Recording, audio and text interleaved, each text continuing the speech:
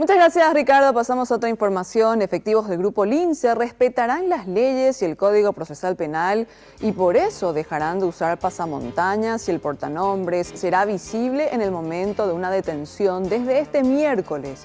Fue lo que anunció el ministro del Interior, Juan Ernesto Villamayor, quien negó que los agentes de la policía tengan miedo a ser reconocidos por delincuentes y ser víctimas de represalias.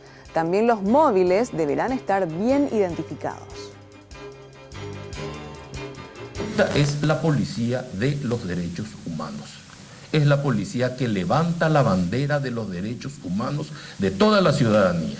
Y es la policía que va a arriesgar su vida para defender los derechos humanos y la integridad de ustedes. Lo que les estamos mostrando es una policía que está luchando contra el crimen organizado y lo ha hecho a cara descubierta y lo ha hecho mostrando el rostro.